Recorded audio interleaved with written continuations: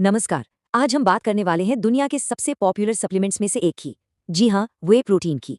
तो चलिए आज इसकी पूरी कहानी को जरा और करीब से समझते हैं। आपने इसे देखा होगा, शायद इस्तेमाल भी किया होगा। जिम बैग से लेकर सुपरमार्केट के शेल्फ तक ये हर जगह है। पर सवाल ये है कि वे प्रोटीन के पीछे की असल कहानी है क्या। चलिए आज पता लगाते हैं। तो सबसे पहले और सबसे जरूरी सवाल, आखिर ये वे प्रोटीन है क्या और कैसे दूध बनाने की प्रक्रिया से निकली एक चीज आज एक न्यूट्रिशनल पावर हाउस बन गई। देखिए, इसे बहुत ही आसान भाषा में समझते हैं। जब दूध से पनीर बनाया जाता है तो दूध फटता है ना। जो ठोस हिस्सा होता है वो तो बन जाता है पनीर, जिसे केसीन कहते हैं। और जो पानी जैसा लिक्विड पीछे रह जाता है, बस उसी लिक्विड में जो प्रोटीन मौजूद होते हैं वही है वे।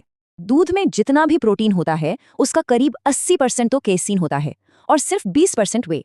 लेकिन ये जो 20% हिस्सा है ना, यही असली स्टार है। क्यों? क्योंकि इसकी बायोलॉजिकल वैल्यू बहुत ज्यादा है। मतलब हमारा शरीर इसे बहुत ही आसानी से और पूरी तरह से इस्तेमाल कर पाता है। और मजे की बात यह है कि ये जो 20% वे है, ये भी कोई एक अकेली चीज नहीं है। ये बीटा लैक्टोग्लोबुलिन, अल्फा लैक्टोएल्ब्यूमिन और इम्यूनोग्लोबुलिन जैसे कई छोटे छोटे प्रोटीन्स का एक कॉम्प्लेक्स मिक्सचर है। और इनमें से हर एक का हमारे शरीर में अपना एक खास रोल होता है। अच्छा, अब आते हैं इसके फायदों पर। और यकीन मानिए, ये कहानी सिर्फ मसल्स बनाने तक ही सीमित नहीं है। इसके कुछ हेल्थ बेनिफिट्स तो ऐसे हैं जो शायद आपको भी हैरान कर देंगे। और जब हम फायदों की बात करते हैं तो ये सिर्फ जिम जाने वालों के लिए नहीं है। साइंटिफिक स्टडीज में टाइप 2 डायबिटीज के मरीजों से लेकर एग्जाम के स्ट्रेस से जूझ रहे स्टूडेंट्स तक सब पर इसके पॉजिटिव असर देखे गए हैं। जरा इस नंबर को देखिए, -21%। ये 2005 की एक बहुत अहम क्लिनिकल स्टडी का नतीजा है। इसमें पाया गया कि जब टाइप 2 डायबिटीज वाले लोगों को हाई कार्ब लंच के साथ वे प्रोटीन दिया गया तो खाने के बाद उनके ब्लड शुगर रिस्पॉन्स में 21% की जबरदस्त कमी आई। अब ये देखिए, 2019 की एक स्टडी और भी दिलचस्प बात बताती है। जिन स्टूडेंट्स ने एग्जाम के स्ट्रेस के बाद वे सप्लीमेंट लिया, उनके शरीर में ग्लूटाथायोन का लेवल काफी बढ़ गया। आपको बता दूं, ग्लूटाथायोन को हमारे शरीर का मास्टर एंटीऑक्सीडेंट भी कहते हैं। ये हमारे सेल्स के लिए एक बॉडीगार्ड की तरह है जो उन्हें डैमेज से बचाता है। इसका असर सिर्फ हेल्थ और फिटनेस तक ही नहीं बल्कि गंभीर मेडिकल कंडीशंस में भी देखा गया है। 2022 में कैंसर मेडिसिन जर्नल में छपी एक स्टडी के मुताबिक वे प्रोटीन ने कुपोषण से जूझ रहे कैंसर पेशेंट्स में न सिर्फ मसल्स और ताकत को बेहतर किया बल्कि कीमोथेरेपी के टॉक्सिक असर को भी कम करने में मदद की। और लिस्ट यहीं खत्म नहीं होती। वे में मौजूद एक अमीनो एसिड है ट्रिप्टोफैन, जो सेरोटोनिन बनाने में मदद करता है। सेरोटोनिन, जिसे फील गुड हार्मोन भी कहते हैं, मूड और कॉन्सेंट्रेशन को बेहतर करता है। इसके अलावा ये कैल्शियम और जिंक जैसे जरूरी मिनरल्स के एब्जॉर्प्शन में भी मदद करता है।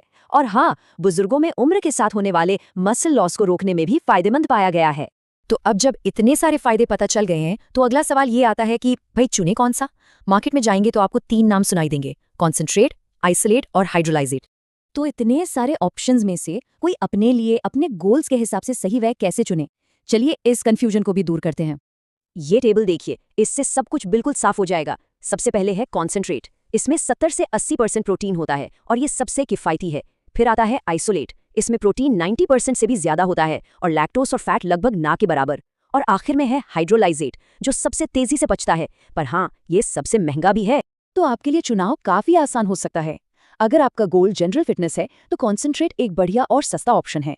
अगर आप लीन मसल्स बनाना चाहते हैं या आपको लैक्टोज से दिक्कत होती है तो आइसोलेट आपके लिए बेस्ट है। और अगर आप एक एडवांस्ड एथलीट हैं या आपको पाचन से जुड़ी कोई खास जरूरत है तो हाइड्रोलाइजेट सबसे अच्छा काम करेगा। बस ये आपकी जेब पर थोड़ा भारी पड़ेगा।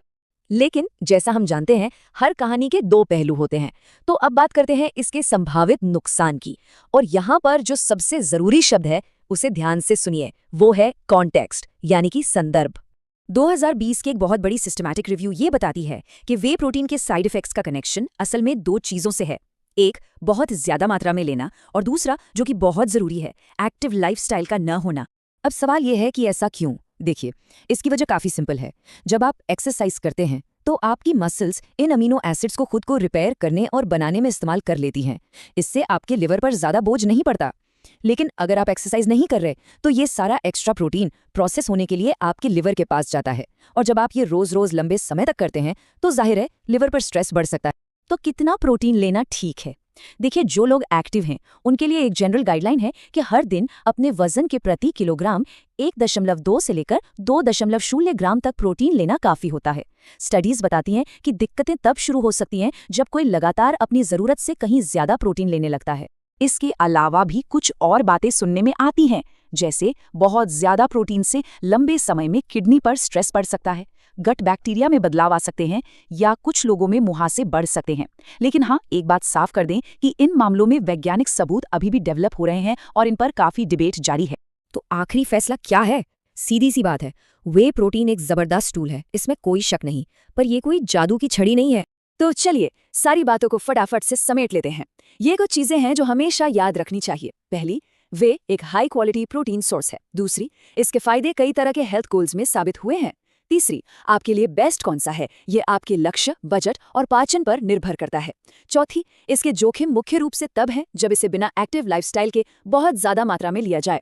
और सबसे जरूरी बात, कॉन्टेक्स्ट ही सब कुछ है। आपकी डोज, आपकी एक्टिविटी और आपकी पूरी डाइट मिलकर इसका असर तय करते हैं। और जाते जाते आपके लिए एक सवाल छोड़ जाते हैं, जरा सोचिए, वे प्रोटीन असल में एक सप्लीमेंट है या फिर बस एक तरह का खाना? इस पर सोचिएगा जरूर। हमारे साथ जुड़ने के लिए धन्यवाद।